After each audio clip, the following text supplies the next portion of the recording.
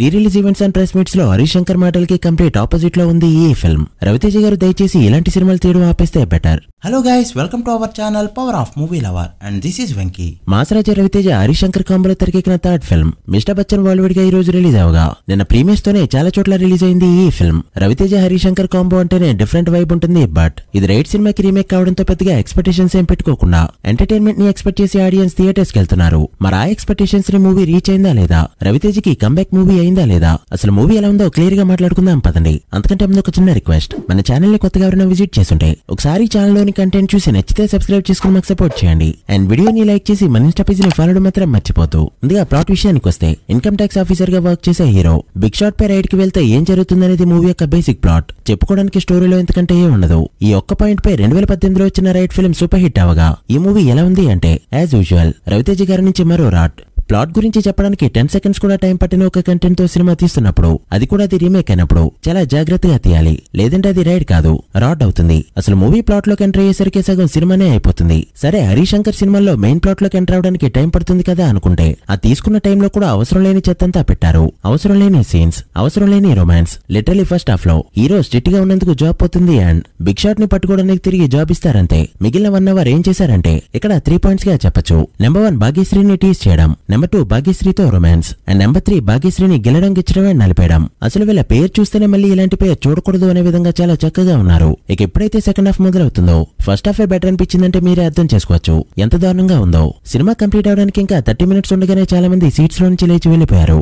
అసలు వింటేజ్ రవితేజ అంటూ అంతలా రుద్దారు, కానీ సినిమా మొత్తం Eagle Ravi Teja, Tiger Nageswara Ravi Teja and Ravanasura రవితేజనే కనిపించారు తప్ప ఆ వింటేజ్ లుక్స్ గానీ వింటేజ్ ఫీల్ గానీ ఎక్కడా కలగలేదు. ఇంకా 70s 80s 90s songs reference తీసుకున్న సీన్స్ అయితే చాలా దారుణంగా ఉన్నాయి. ఒక్కటంటే ఒక్కటి కూడా వర్కౌట్ అవ్వలేదు కదా. బ్రో సినిమాలో రిఫరెన్స్ లు మళ్ళీ గుర్తు చేశాయి. మూవీకి అవసరం లేని చాలా వరకు రొటీన్ సీన్స్ తో చిరాకు తెప్పించారు. ముఖ్యంగా హరీష్ శంకర్ రాసుకున్న డైలాగ్స్ అండ్ సీన్స్. బయట తన లైఫ్ లో తనకి ఇబ్బంది పెట్టిన క్యారెక్టర్స్ కి ఆన్సర్ ఇవ్వడానికి రాసుకున్నట్టే ఉన్నాయి చాలా సీన్స్. ఇన్కమ్ ట్యాక్స్ ఆఫీసర్లు సెకండ్స్ లో చేంజ్ అయిపోవడం, బామ్మ చనిపోతే డబ్బు కోసం ఏడవడం, అన్ని కూడా చాలా రొటీన్ గా అనిపించాయి. అసలు సినిమాలో సత్య ట్రాక్ కానీ మిగిలిన కమెడియన్స్ ట్రాక్ కానీ ఏది కూడా వర్కౌట్ కాలేదు. ఇంచుమించు గద్దలకొండ టైప్ లోనే సెట్ చేద్దాం అనుకున్నారు, బట్ ఏది కూడా వర్కౌట్ కాలేదు. సాంగ్స్ కూడా సినిమాకి సంబంధం లేకుండా వస్తాయి వెళ్ళిపోతాయి అంతే. Raviteja punch dialogues and action episodes అన్ని కూడా బోర్ కొట్టాయి. హరీష్ శంకర్ వంటి ఎంటర్టైనింగ్ డైరెక్టర్ నుంచి ఇలాంటి ఒక బ్యాడ్ మూవీని ఎక్స్పెక్ట్ చేయలేదు. Pre release events and press meets లో హరీష్ శంకర్ మాటలకి కంప్లీట్ ఆపోజిట్ లో ఉంది ఈ ఫిల్మ్. రవితేజ గారు దయచేసి ఇలాంటి సినిమాలు తీయడం ఆపేస్తే బెటర్. ఇక టెక్నికల్ ఆస్పెక్ట్స్ విషయానికి వస్తే, రైటింగ్ డిపార్ట్మెంట్ చాలా వీక్ గా అనిపించింది. చాలా సీన్స్ లో అసలు లాజిక్ లేదు. సాంగ్స్ లో లిరిక్స్ కానీ మ్యూజిక్ కానీ యావరేజ్ అని చెప్తా. యాక్షన్ కొరియోగ్రఫీ కూడా రొటీన్ గా అనిపించింది. Camera work and colour grading old స్టైల్లో ఉండాలి కాబట్టి ఇలాంటి బ్యాక్ డ్రాప్ కి పర్వాలేదని చెప్పొచ్చు. మ్యూజిక్ పై మిక్కీ జయమయ్య రెబా యావరేజ్ అని చెప్తా. కొన్ని సీన్స్ లో బ్యాక్గ్రౌండ్ స్కోర్ అవసరం లేకపోయినా చాలా గట్టిగా కొట్టాడు. ఇక పర్ఫార్మెన్సెస్ విషయానికి వస్తే, రవితేజ గారు తన లాస్ట్ 6 మూవీస్ లో ఎలా అయితే పర్ఫార్మ్ చేశారో ఎలాంటి చేంజ్ లేకుండా చాలా రెగ్యులర్ గా పర్ఫార్మ్ చేయగా ఆయన ఎనర్జీ మూవీకి ప్లస్ అని చెప్తా.